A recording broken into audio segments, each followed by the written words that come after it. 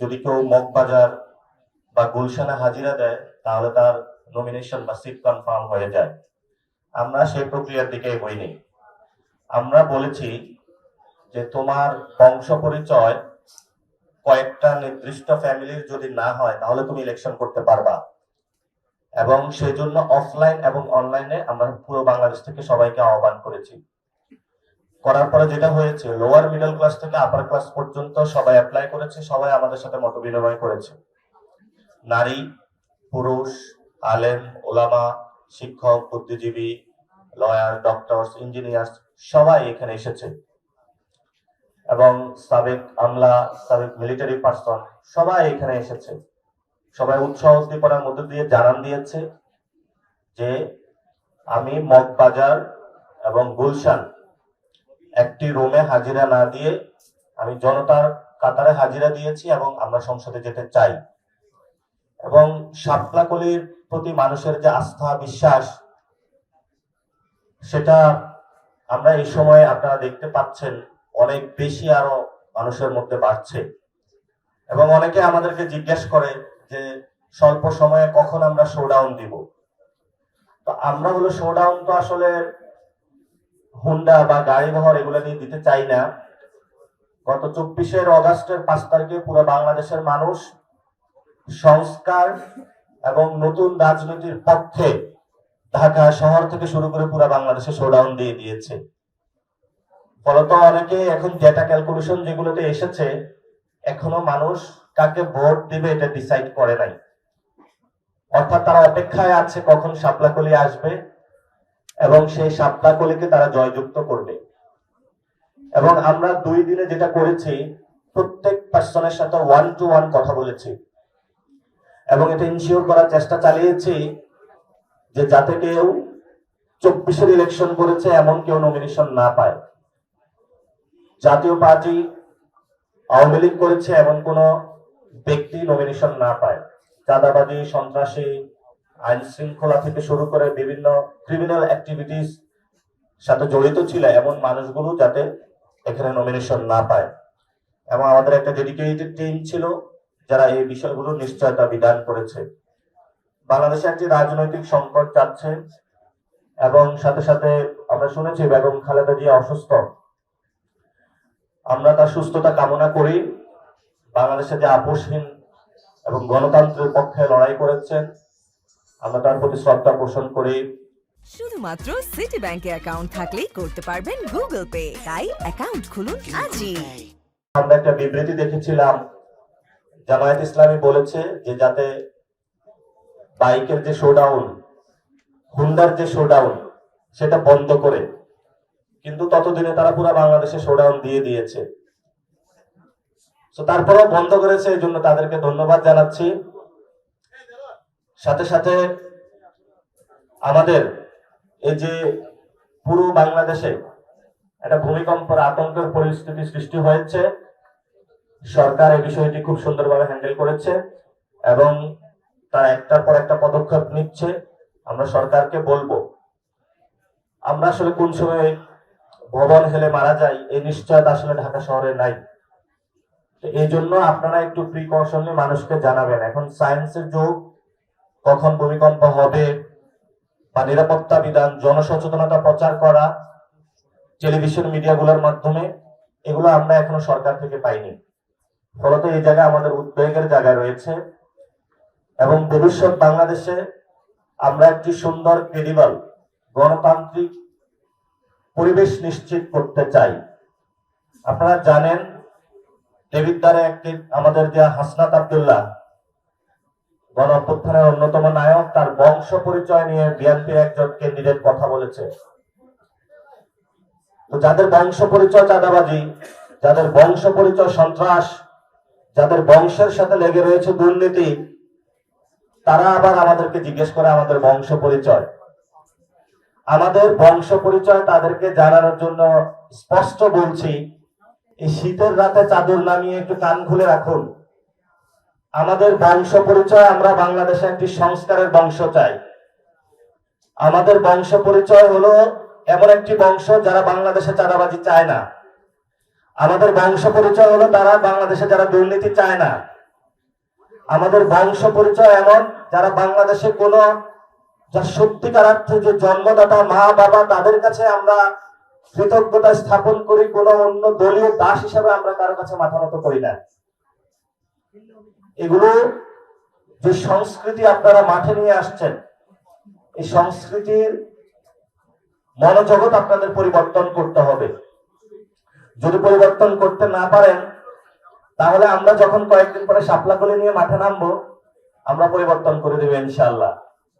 কারণ আমরা পরিবর্তন করতে জানি, পরিবর্তন অতীতে করেছি, পরিবর্তন ভবিষ্যতে করব। এবং দলীয় প্রশাসনকে হুমকি দিয়ে একটি দলের আন্ডারে নেওয়ার চেষ্টা করছে।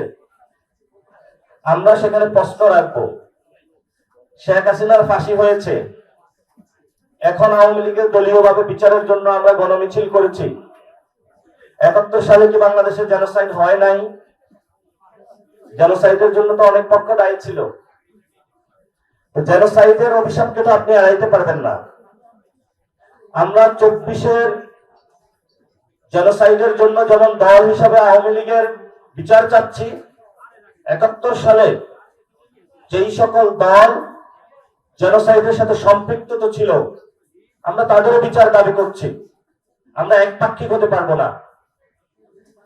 এবং বাংলাদেশে যারা মাইনরিটি রয়েছে, উইমেন রয়েছে, লেবার রয়েছে, তাদের রাজনৈতিক সমাধান যদি আপনারা না করতে পারেন তাহলে যত ইলেকশনকে ক্রেডিবল চেষ্টা করেন না কেন, নির্বাচন পরবর্তীতে একই সংকট থেকে যাবে।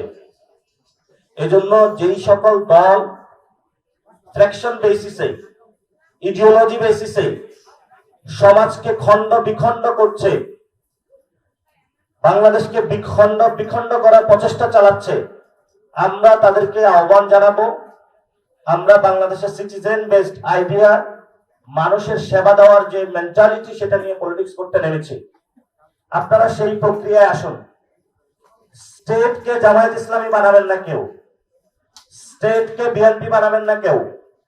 আমাদের রাষ্ট্রকে এমন একটি রাষ্ট্র বানাবেন যে রাষ্ট্রের মধ্য দিয়ে এখানে হিন্দুরা অধিকার পাবে, মৌদুদিরা অধিকার পাবে, জামায়াত ইসলামী অধিকার পাবে, বিএনপি অধিকার পাবে, এনসিপি অধিকার পাবে, সমাজের প্রত্যেকটি পলিটিক্যাল পার্টি, সিভিল সোসাইটি সবাই নাগরিক হিসেবে মর্যাদা পাবে। এই জন্য নির্বাচন আসছে, বড় একটি জায়গায় নির্বাচন কমিশন লেভেল প্লেইং যে ফিল্ডের আমরা কথা বলি, আমরা সেই জায়গাটা দেখতে পাচ্ছি না। নির্বাচন কমিশন একদিকে হেলে গিয়েছে এবং আমাদের বিভিন্ন এস্টাবলিশমেন্টের যে অংশ রয়েছে একটি দলকে ফেভার করা শুরু করেছে। এটা তো আসলে বাংলাদেশের গণতান্ত্রিক পরিবেশ যেটা আমরা গণ অভ্যুত্থানে চেয়েছিলাম, সেই যাত্রায় আমরা যেতে পারবো না। সেই জন্য ধর্মীয় ফেসিবাদ, চাঁদাবাজি, সন্ত্রাস, মামলাবাজি সব থেকে বেরিয়ে আমরা নতুন জনগণের পক্ষ শক্তি তৈরি করছি, যারা গণতন্ত্র সংস্কারের জন্য লড়াই করবে। সেজন্য আমাদের যারা সহযোদ্ধা বৃন্দ রয়েছেন তাদের সাথে আমাদের কথাবার্তা চলছে। আমরা জনগণের একটি অ্যালায়েন্স মানুষের সামনে উপহার দিতে যাচ্ছি ইনশাআল্লাহ। আগামী কয়েকদিনের মধ্যেই বাংলাদেশের মানুষ একটি নতুন অ্যালায়েন্স দেখতে পাবে, যে অ্যালায়েন্সটা সংস্কারের পক্ষে, যে অ্যালায়েন্সটা নারীদের পক্ষে, আলেম ওলামাদের পক্ষে, দুর্নীতির বিরুদ্ধে, সন্ত্রাসের বিরুদ্ধে, চাঁদাবাজির বিরুদ্ধে। আজকে সাংবাদিক ভাইরা আপনারা এসেছেন, প্রথম দিন যে ভাইবা এখানে মনোনয়ন প্রত্যাশী ছিল, আমরা আপনাদেরকে ইনভাইট করেছিলাম। আপনারা ঘুরে ঘুরে সব দেখেছেন, দেশবাসীকে দেখিয়েছেন। এখনো আমাদের ওপেন রয়েছে, আপনারা সবাইকে দেশবাসীকে দেখাবেন। আমাদের খুবই স্বচ্ছ প্রক্রিয়া। এই প্রক্রিয়ার মধ্যে একজন চাষাভুষা, একজন রিক্সা চালক এবং প্রান্তিক ছেলে হাসনাত আব্দুল্লাহর মতন যে ঢাকা ভার্সিটিতে পড়াশোনা করে রাজনীতিতে আগ্রহী হয়েছে, জীবনে কখনো চাঁদাবাজি করে নাই, সেও স্বপ্ন দেখেছে পার্লামেন্টে যাওয়ার। আমরা আপনাদের ভয় দেখানোর যে সংস্কৃতি, এটা থেকে বেরিয়ে এসেছি। বংশ পরিচয় জিজ্ঞেস করে, রাতে হুমকি দুমকি দিয়ে, আগে কঠিন লড়াই হয়েছিল, আবার কঠিন লড়াই হবে। আমরা কাউকে ভয় পাই না। বিএনপি যদি আমাদের ভয় দেখায় আমরা কি ভয় পাই? জামায়াত যদি ভয় দেখায় আমরা কি ভয় পাই? আমরা কোনো ভয় পাই না। আমরা ভয়কে জয় করেছি। অনেকেই, আমি গত প্রেস ব্রিফিং এ বলেছিলাম যে গণ অভ্যুত্থানকে যারা বিশ্বাস করে, সংস্কারে যারা বিশ্বাস করে, তাদেরকে পার্লামেন্টে যেতে হবে। কারণ পার্লামেন্টে সংস্কার কার্যক্রমকে বাধাগ্রস্ত, বাস্তবায়ন কার্যক্রমকে বাধাগ্রস্ত, শেখ হাসিনার রায়কে বাধাগ্রস্ত করার জন্য এখনোই বিভিন্ন জায়গায় ভোটের মাঠে বক্তব্য দিয়ে যাচ্ছে। আমাদের আগামীর ব্যালট বিপ্লব হবে হ্যাঁ পক্ষে।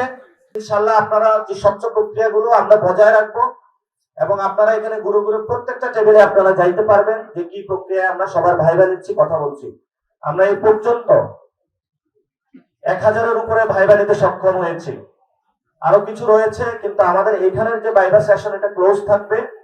বাকি যাদের রয়েছে এটা আমরা অফিসে কমপ্লিট করব।